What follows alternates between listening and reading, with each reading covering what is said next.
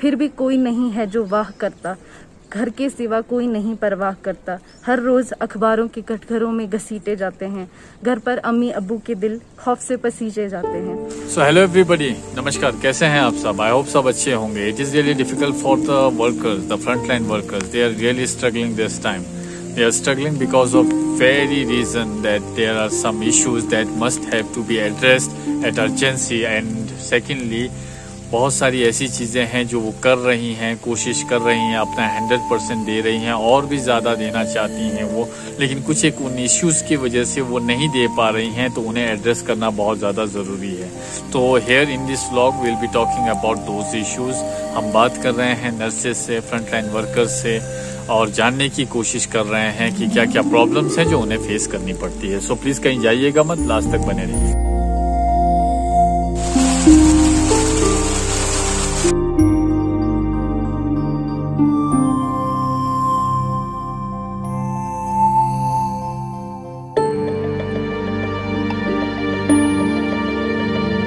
Working schedule sir, सुबह मैं 8 बजे आ जाती हूँ यहाँ पे। जैसे ही 8 बजे आ जाती हूँ, मैक्सिमम 40 या 50 इंजेक्शन पहले डिज़ोल्व करती हूँ मैं उनको। फिर उसके बाद मैं पेशेंट के पास जाती हूँ, पेशेंट के वाइटल्स चेक करती हूँ। उसके बाद मैं पहले मैं पीपी किट पहनती हूँ, फिर उसी पीपी किट को उतार देती हूँ मैं। उसके बाद यहाँ पे जो ऑक्सीजन सिलेंडर है वो मुझे चेक करने पड़ते हैं, कितने रनिंग में हैं, कितने एम्प्टी है, कितने आगे फिलिंग के लिए गए हैं, उन सबको मुझे काउंट करना पड़ता है और मुझे आगे इन्फॉर्म करना पड़ता है। और सर, जब ऑक्सीजन सिलेंडर यहाँ पे आते हैं, उनको चढ़ाना उतारना होता है, तो यहाँ पे जो क्लास 4 है और जो सफाई वाले हैं वो 2 ही है, वही DCSC जाते हैं और वही यहाँ पे काम करते हैं। और जो ये होमगार्ड वाले हैं, कई बार इनसे भी ऑक्सीजन सिलेंडर उठाया जाता है, और कई बार हमें खुद को भी ऑक्सीजन सिलेंडर उठाना पड़ता है, क्योंकि ये भी मना कर देते हैं कि हम 10-10, 20-20 दिनों से काम कर रहे हैं, तो इनसे भी नहीं उठाया जाता है। तो आप पेशेंट की रिक्वायरमेंट को, जो पेशेंट सीरियस है उसकी रिक्वायरमेंट को देखते हुए हमें खुद ऑक्सीजन सिलेंडर उठा के जाना पड़ता है। ऑक्सीजन सिलेंडर भी हमारे पास टाइप B होता है और टाइप D होता है। जो टाइप B होता है वो तो फिर भी हम सब उठा लेते हैं, और जो टाइप D होता है उसको तो हिलाना भी मुश्किल हो जाता है, फिर भी हमें पेशेंट के लिए उसको उठा के अंदर तक ले जाना पड़ता है। उसके बाद सर, जो बायोमेडिकल वेस्ट रिपोर्ट होता है उसको भी मुझे कैलकुलेट करके सुबह देना पड़ता है, और जितने इंडेंट के सामान होते हैं, जितनी रिक्वायरमेंट होती है, वो भी मुझे ही देना पड़ता है और मुझे ही काउंट करके यहाँ पे रखना पड़ता है। वो भी काफी सारी दिक्कतें हैं जो हमें फेस करना पड़ रहा है, क्योंकि डे बाय डे ये जो पेंडेमिक है ये बढ़ता ही जा रहा है, और इसकी वजह से हमें मतलब बहुत कुछ चैलेंजेस डेली फेस करना पड़ रहा है। क्योंकि जैसे हम मतलब इतने सारे वहाँ 25 to 30 पेशेंट्स हैं, तो जैसे मॉर्निंग में एक टाइम ही पर पेशेंट अगर 3 इंजेक्शन भी लग रहे हैं, तो हमें मतलब कि 1 to 2 आवर तो वो इंजेक्शन सब कुछ प्रिपेयर करने में, उसके अलावा फिर डॉक्यूमेंटेशन अलग से है। तो उसके बाद जब हम पीपी किट पहन के हर पेशेंट के पास इंजेक्शन लगाने जा रहे हैं, तो 1 से 30 पेशेंट अगर हम एक स्टाफ नर्स हैं, तो मतलब टाइम उतना वो नहीं हो पा रहा है। उसके बाद में कोई न्यू एडमिशन आ रही है, फिर बीच में कोई पेशेंट ज्यादा सिक हो रहे हैं, तो इन चीजों में मतलब बहुत दिक्कतें हमें आ रही है। जैसे कई पेशेंट्स है वो नॉर्मल थोड़े स्टेबल हैं, तो मतलब उनको ये लग रहा है कि हमें भी अटेंशन दें, पर हमारे लिए ये पॉसिबल नहीं है, क्योंकि हम मतलब प्रायोरिटी वाइज जिनको जो ज्यादा सिक हैं, जो ज्यादा जिनको मतलब पहले देखने की जरूरत है, हम उनके पास पहले जाते हैं। पर लोग इस टाइम सब इस पेंडेमिक में मतलब इतना डरे हुए हैं कि लोगों को लग रहा है कि हमें अटेंशन दिया जाए, पर ये हमारे से मतलब पॉसिबल नहीं हो पा रहा है। एक साथ कभी 3 पेशेंट आ जाते हैं, कभी शाम तक नहीं आएंगे, शाम को 4:30-5 आ जाएंगे, तो कोई एडमिशन का कोई टाइमिंग नहीं है। फिर जो ठीक हो रहे, रिकवर हो रहे, उनको डिस्चार्ज देना है। जो सीवियर कंडीशंस में हैं उनको हमने रेफरल करना है, उनके ट्रांसपोर्टेशन का इंतज़ाम करना है। फिर जैसे डेली बेसिस पे हमें स्टॉक जो है अपना इंडेंट करना होता है नीचे मेन हॉस्पिटल से, फिर स्टॉक चढ़ाना है, स्टोर में मेंटेन करना है। डेली जो कंटीजेंसी हम यूज़ कर रहे हैं, डेली जो हमारा पीपी किट है, N95 यूज़ हो रहा है, सिरिंजेस यूज़ हो रही, इंजेक्शन यूज़ हो रहे वेरियस, इन सारी कंटीजेंसी को हमें एक रजिस्टर में स्टॉक से निकालना पड़ता है। मतलब डेली बेसिस पे ये यूज़ किया, हमने रिकॉर्ड रखना पड़ता है। ड्यूटी आवर्स ज्यादा थी हमारे टाइम में, 12 आवर्स की ड्यूटी थी, और मतलब रात को काफी पेशेंट्स आते थे। रात को काफी प्रेशर ज्यादा होता था। और पेशेंट्स की तरफ से किस तरह रिस्पांस रहता था? कि मतलब ऑब्वियस सी बात है, बीमार हैं तो वो तो पेशेंट का ये था कि एक तो अटेंडेंस अलाउड नहीं है वहाँ पे, तो जो बुजुर्ग है बेचारे, वो टॉयलेट जाना आना उनके लिए बहुत मुश्किल पड़ रहा था, क्योंकि उनको फ्लूइड्स लगे होते थे सबको ना, तो ज्यादा प्रॉब्लम उसमें आ रही थी कि कभी चक्कर आ रहा है, उनकी नई नई जो कंप्लेंट्स होती थी, वॉमिटिंग हो रही है, और साथ में अटेंडेंट कोई नहीं है वहाँ। फिर इस बीच में जो एडमिशन आ रही है, डिस्चार्ज आ रहा है, जो जैसे रेफरल हो रहा है, तो डिस्चार्ज और रेफरल में अटेंडेंट तो अंदर जाते नहीं है, तो उनका पूरा सामान पैक करके हम उनको नीचे एम्बुलेंस तक छोड़ते हैं। किसी को विद ऑक्सीजन एम्बुलेंस तक छोड़ना होता है, उसमें असिस्ट करना होता है। यहाँ तक कि हम ये भी कर लेते हैं, जो हम मतलब हमारा काम तो नहीं है, बट चलो ह्यूमैनिटेरियन बेसिस पे कि किसी के कपड़े हैं बैग में पैक कर रहे हैं, वो जूते नहीं पहन पा रहे, जूते पहना रहे हैं, दवाइयाँ पैक करके दे रहे हैं, कोई सामान है गया या हाथ पकड़ कर उनको नीचे तक शिफ्ट कर रहे हैं। ये सब चीज़ें करते हैं जो मतलब ऐसा लिखा नहीं गया हमारी जॉब प्रोफाइल में, बट हम एज ए ह्यूमन होने के नाते करते हैं। That is good on your part ना। लेकिन क्या कहते हैं, मतलब इसमें अगर मतलब कोई हेल्पिंग हैंड होता, मतलब स्टाफ ज्यादा होता तो हेल्प हो जाता। हमारे पास होते हैं, बट एक क्लास 4 से ये सब काम मतलब ओवरबर्डन हो जाता है। अच्छा, क्लास 4 भी एक ही रहता है, एक ही टाइम में। दिक्कतें तो बहुत फेस करना पड़ रहा है, क्योंकि आजकल पेंडेमिक की वजह से पेशेंट केसेस बढ़ गए, तो इसमें सीरियस केसेस ज्यादा आ रहे हैं, सीरियस पेशेंट ज्यादा आ रहे हैं। तो फिर इस वजह जो सीरियस केसेस आ रहे हैं उनके लिए हमारे जो ड्यूटी आवर्स है वो 12 आवर्स की है। एक सिस्टर 30 पेशेंट के लिए 12 आवर्स के लिए है डे में, और 12 आवर्स के लिए है नाइट में, और उसके अलावा एक डॉक्टर और एक क्लास 4 है, 3 लोग हैं। तो फिर उसमें जो सिस्टर है उसका वर्कलोड ज्यादा है, क्योंकि उस सिस्टर को वहां पर इंजेक्शंस भी करने पड़ते हैं, मॉनिटरिंग भी सिस्टर को करना पड़ता है, और वो जो हमारा जो इंडेंट होता है और जो भी सब सामान चेक करना, उसका जो आगे फर्दर ओवर देने के लिए वो सब सामान चेक करना डेली रूटीन में, उसके आगे हमने इन्फॉर्मेशन देना कि क्या क्या सामान हमारे पास खत्म हो रहा है, लेना देना, ये सब कुछ सिस्टर के अंडर में होता है। तो इस वजह से वहां पर 12 आवर्स में बहुत ही मुश्किल पड़ रहा है एक ही सिस्टर को। तो कहने का मतलब है कि मैं अगर समझ पाऊं कि मैन फोर्स का कम होना, हाँ जी, तो इसकी वजह से आपको दिक्कतें और ज्यादा आ रही हैं। हाँ जी, मेन फोर्स के कम होने से ही ज्यादा दिक्कतें आ रही है, क्योंकि अगर इसी में अगर हमारे पास मैन पावर थोड़ा और ज्यादा होता है, मतलब कि एक ही जगह हमारे पास 2 सिस्टर्स होते हैं, या तो मतलब क्लास 4 2 होते हैं, या तो भी हमारे को बहुत सपोर्ट मिल जाता है उससे भी। हाँ जी। और उसके अलावा और कोई दिक्कत है ऐसे, मतलब टोटल वैसे स्टाफ नर्सेज आप कितनी हैं रेगुलर जो हैं? रेगुलर स्टाफ नर्सेस 9 है, उसमें से तो एक मेडिसिन इंचार्ज है, तो वो नहीं करते हैं, उनको मतलब कि कोविड का वो नहीं है, तो कोविड का टोटल 8 है। हाँ जी, जो ड्यूटी करते हैं। सर स्टाफ की भी बहुत ज़्यादा शॉर्टेज है सर, क्योंकि जो चीज़ों को हैंडलिंग है, जो पेशेंट केयर है, वो मुझे ही करना पड़ रहा है सर। अगर मैं सिर्फ पेशेंट केयर करूं तो मैं पीपी किट में भी रह सकती हूं, जब मुझे यहाँ पे सामान के लिए पीपी किट उतारना पड़ता है, फिर से पीपी किट पहनना पड़ता है, मतलब सब कुछ मैनेज हमें ही करना पड़ता है। पेशेंट केयर भी, और एज ए मैनेजर भी, एज ए रिसेप्शनिस्ट भी हमें ही काम करना पड़ता है sir, as a nurse. Patient बहुत ज़्यादा है और काम बहुत ज्यादा है ऊपर, उस हिसाब से स्टाफ की बहुत कमी है सर ऊपर। स्टाफ की कमी है। स्टाफ की कमी की वजह से एक्स्ट्रा काम भी करने पड़े। हाँ जी, एक्स्ट्रा काम भी करने पड़े स्टाफ की कमी की वजह से। हम जो डॉक्टर है, सिस्टर और जो क्लास 4 है, आपस में एक दूसरे का हेल्प करके काम किया हमने वहाँ पे।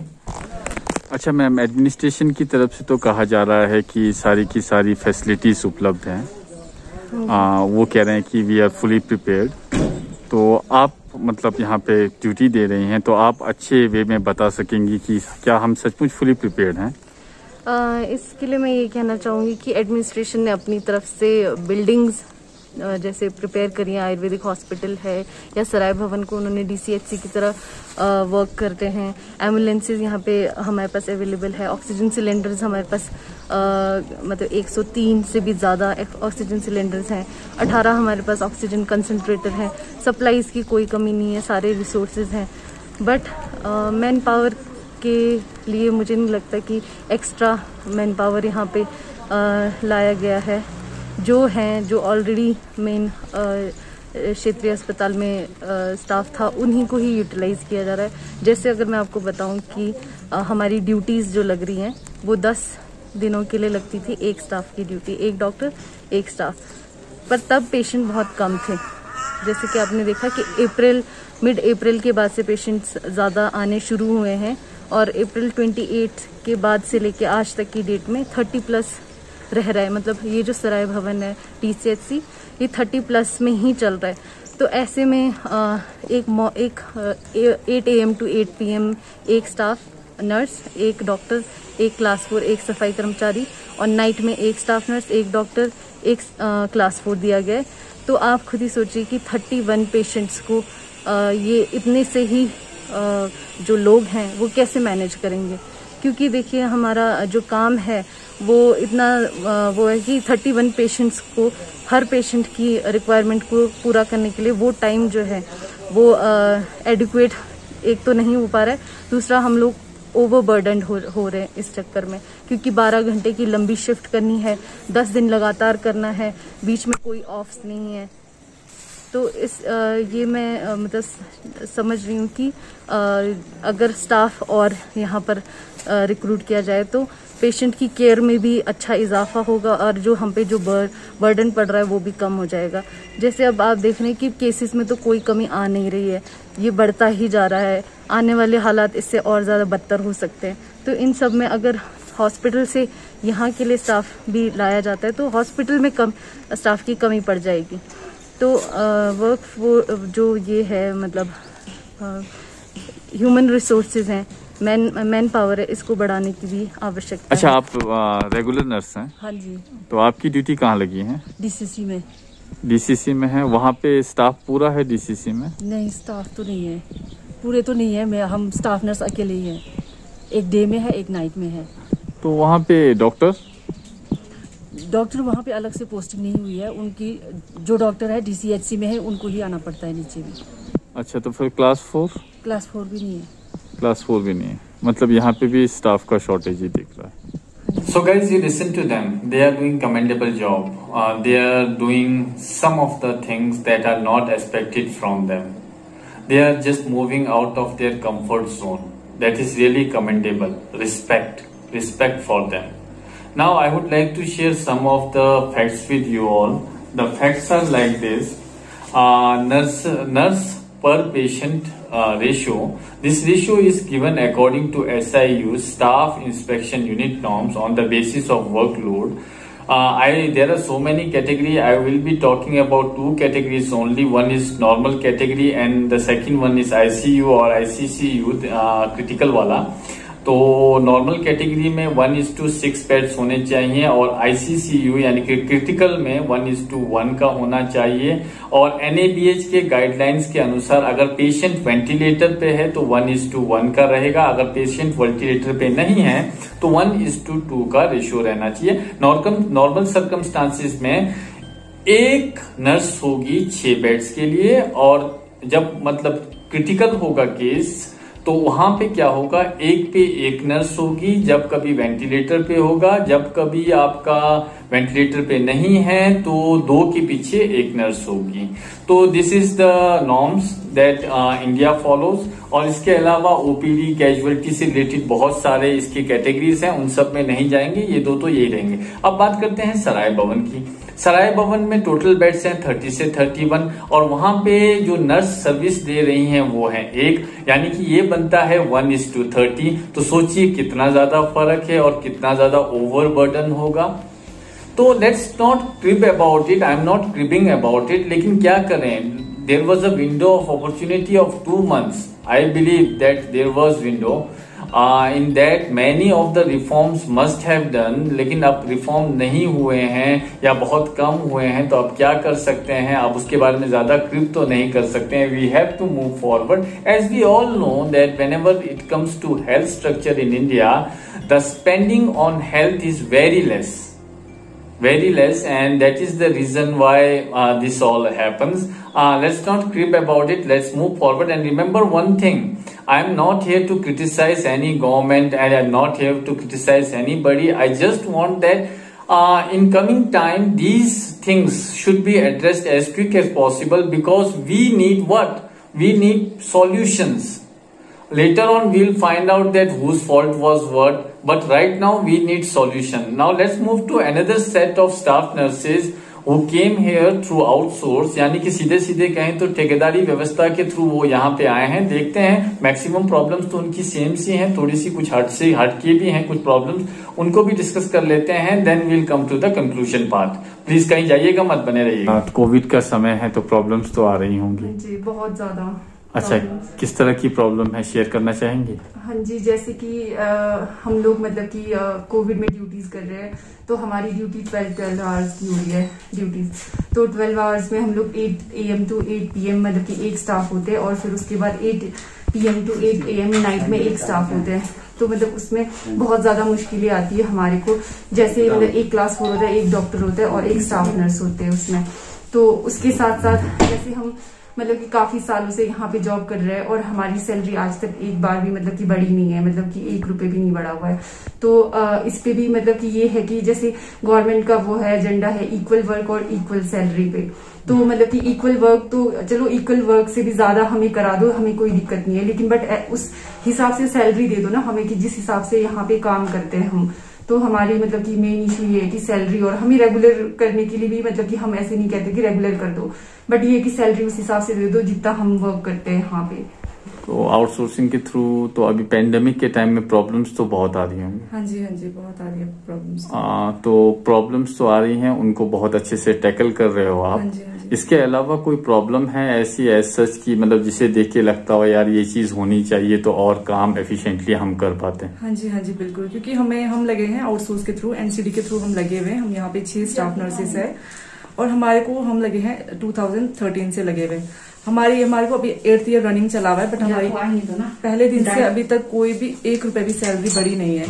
अभी तो गवर्नमेंट को हमने वैसे काफी बोला भी है, पहले 2-3 बार बोल चुके हैं, बट हमारी कोई सुनता नहीं है। कोविड के टाइम में जो है प्रॉब्लम बहुत सारी आ रही है। जो पेशेंट जो है हमारे पास बहुत ज्यादा है इस वक्त। जो ऊपर DCSC में पेशेंट है, वो पेशेंट 30 मतलब हमारे पास समझो कि स्टाफ की शॉर्टेज है, स्टाफ कम है और पेशेंट बहुत ज्यादा है। पेशेंट 30 है तो एक स्टाफ है, 30 पेशेंट्स को कैसे हैंडल करेगा?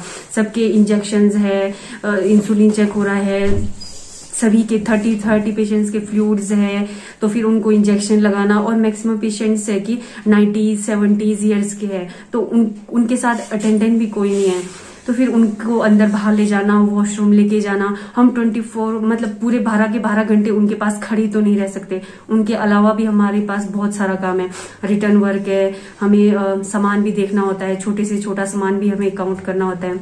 तो बहुत प्रॉब्लम आ रही है, उससे पेशेंट्स को भी बहुत प्रॉब्लम आ रही है।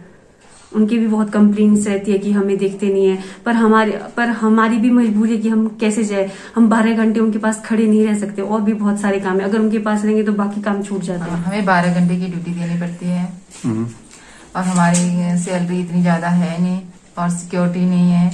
तो हम चाहते हैं कि हमारी सिक्योरिटी वो कर दी जाए और सैलरी बढ़ा दी जाए।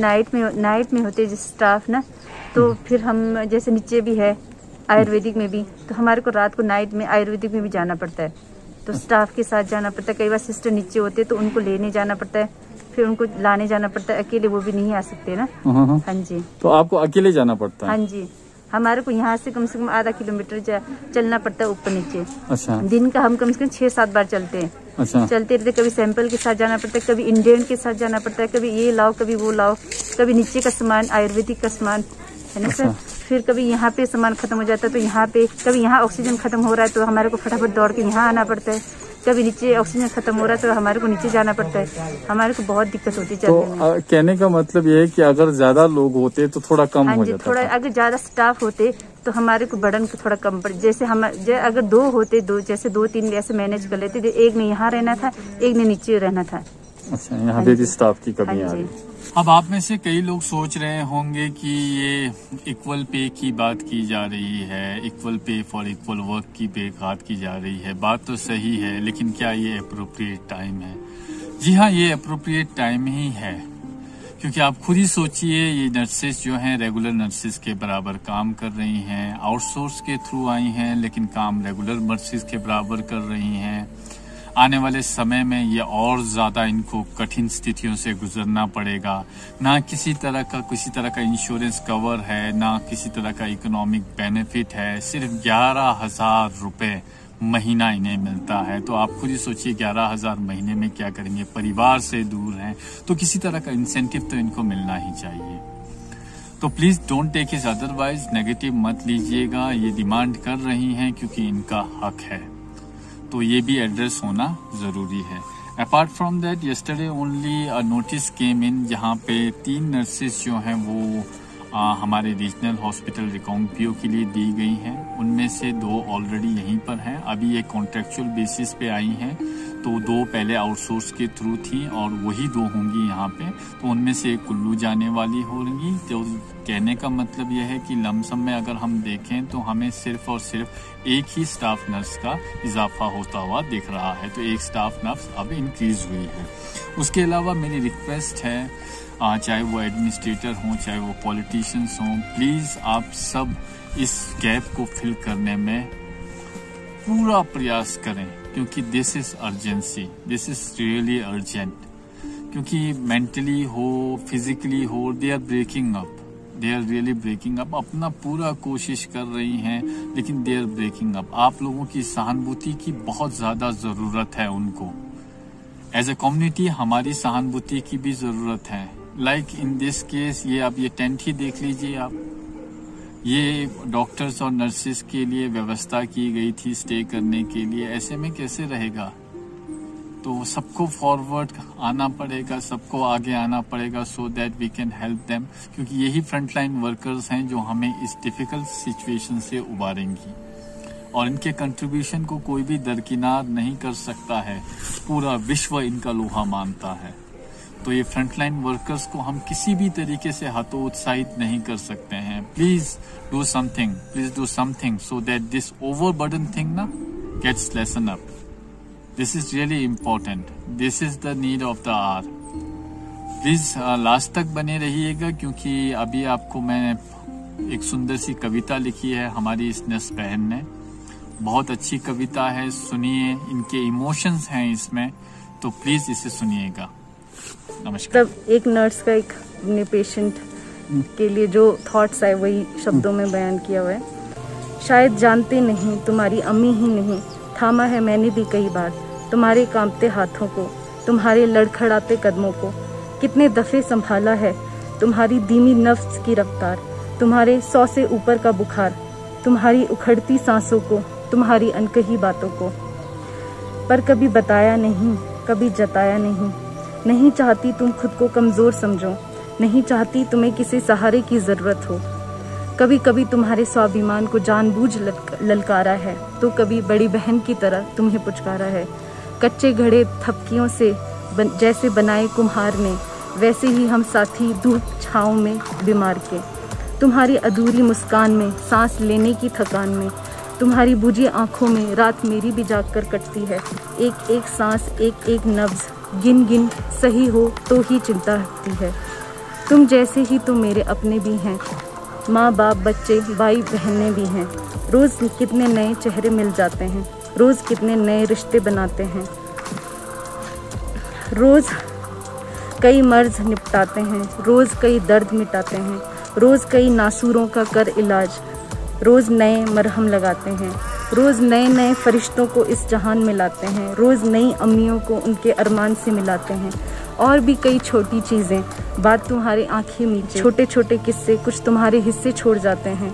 फिर भी कोई नहीं है जो वाह करता, घर के सिवा कोई नहीं परवाह करता। हर रोज़ अखबारों के कटघरों में घसीटे जाते हैं, घर पर अम्मी अब्बू के दिल खौफ से पसीजे जाते हैं। तुम्हें मौत के मुंह से खींच बाहर लाते हैं, घर जो चूक गए तो कातिल गुनहगार गैर जिम्मेदार ठहराए जाते हैं। माना बहुत है हम में भी कमियां, पर कोशिशें कभी कम नहीं की। क्या सब में नहीं होती कुछ खामियां, पर बर्दाश्त कभी ख़त्म नहीं की। तो क्या हम हकदार हैं ज़ख्म के, क्या नहीं रखते हक गुलों के नज़्म के। क्या नहीं हम तुम्हारे कुछ या तुम हमारे, क्या हम नहीं एक बाशिंदे एक वतन के।